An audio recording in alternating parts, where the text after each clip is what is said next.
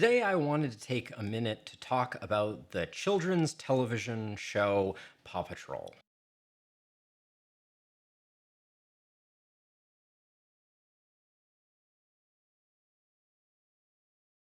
At the time of recording this video, I have no children to my knowledge and have very little exposure to children's television programming. Despite this reality, the show Paw Patrol not too long ago shook the very foundation of my reality.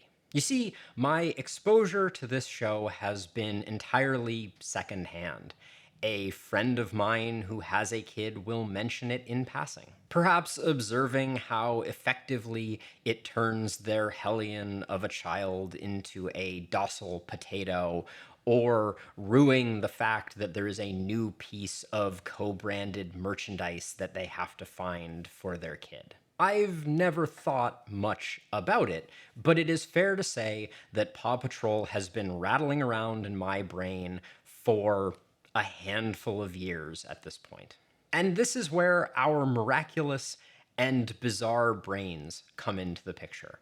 Because despite never devoting any conscious thought to this show, my brain in the background was working hard to create a model of what this show is. Paw Patrol is a elder states troll, the leader of a band of trolls. I kind of imagine the Frozen trolls specifically, but a group of trolls nonetheless who get up to crazy hijinks and likely have a Gargamel-esque antagonist that they are constantly battling with. And at the head of that band of trolls is Paw Patrol. He is the leader and protects the tribe from all manner of harm. Unsurprisingly, these trolls are adorable. They get into tons of crazy trouble and, perhaps far more importantly, are incredibly amenable to merchandise being created in their likeness, a la the trolls of the 80s and 90s. And if we're being honest, I grew quite fond of the protection, caring, and wisdom that Paw Patrol would impart during each of the episodes.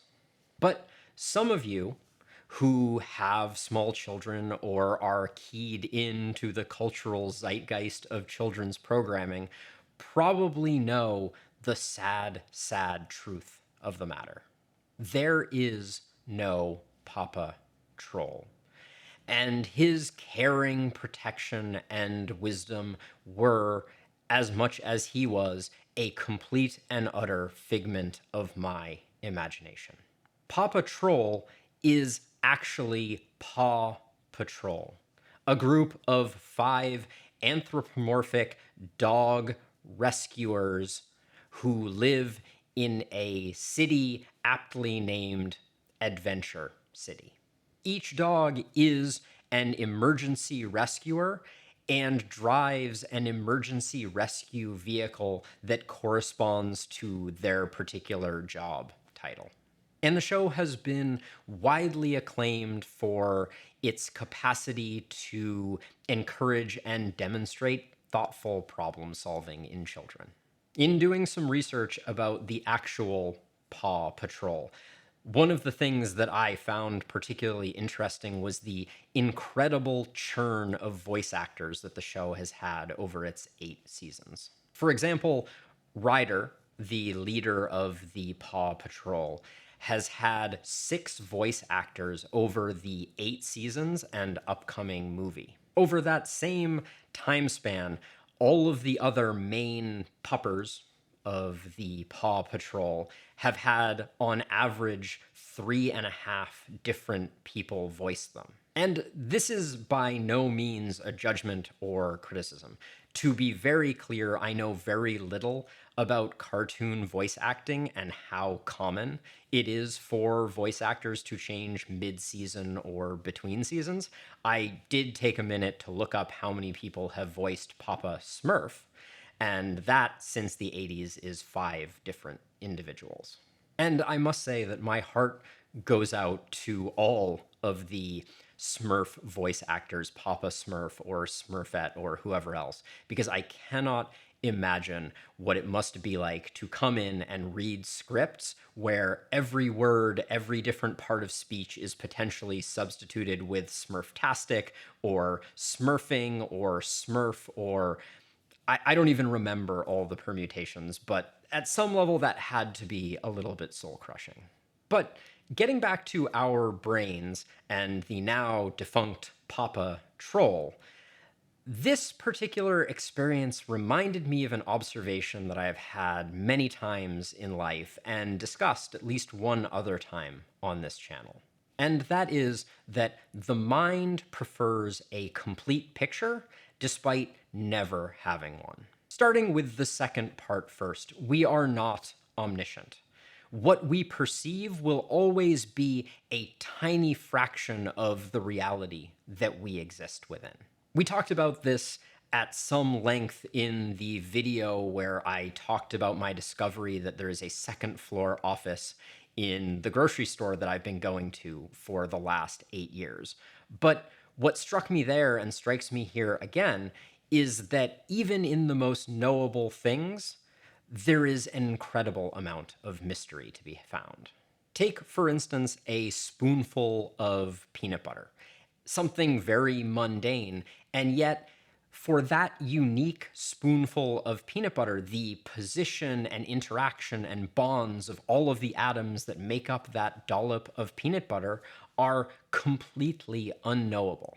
And yet the reality is that if we were gobsmacked or paralyzed in wonderment at the intricacy and complexity of that spoonful of peanut butter, it would be very harmful to the human experience. That's where the first part comes in.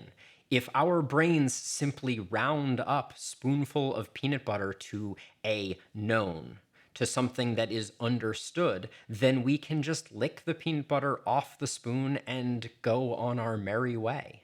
And this is where I'll probably put a little citations needed note on the video, because I don't fully understand the mechanisms by which this happens, but it seems to me that there are two means by which our brains do this rounding.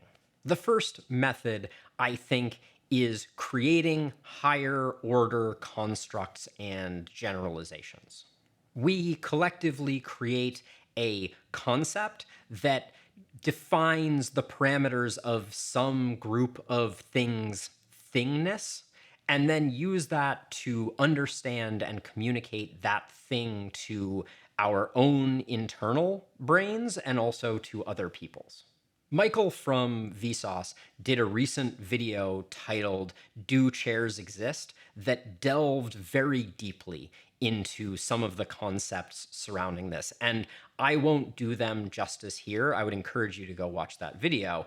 But instead, I'm going to round it up to a thing's thingness is very complex, and our brain's necessity to round things up to their higher order constructs is a survival mechanism and just kind of important to our ability to exist in this world. But there's a second way that our brains interface with the complex unknowns of the world, and that is gap filling. We have a tendency to take the problematic unknowns of our world and just fill them with our imaginations. We generally refer to this as making assumptions, when our imagination fills in a gap that we recognized in the world. We often do this subconsciously, and I think more often than not, we do not appropriately tag that assumption as an assumption at the moment that we're making it. Instead, we assume that Paw Patrol is an elderly, frozen troll until the moment that we are confronted with the harsh reality that the police officer dog from Paw Patrol is named Chase and has a feather allergy. That initial assumption was integrated into our worldview as if it were fact, and only at the moment where we are confronted with the fact that it cannot be fact, do we realize the assumption that we made?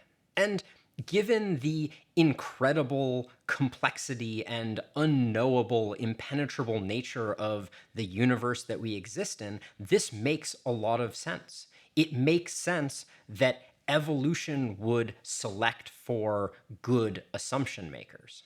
The primate who assumed there was a tiger in every bush and created a complete view of the world that was full of tigers was much more likely to survive than the primate who either didn't know what was in the bush and stood next to it, or made the bad assumption that there was no tiger in the bush and became lunch. In that world and our world today, it is very difficult to make decisions in the face of unknowns. And as a result, our brains have become very avoidant to the unknown. Often subconsciously and sometimes consciously, we round and assume our way to a complete picture of the world so that we can progress, exist, and appreciate elder states trolls. Our minds are mind boggling. But, anyways, this was just a story to immortalize Papa Troll. Rest in peace. And I hope that you have a wonderful rest of your day and week. And I hope to see you next time. Bye.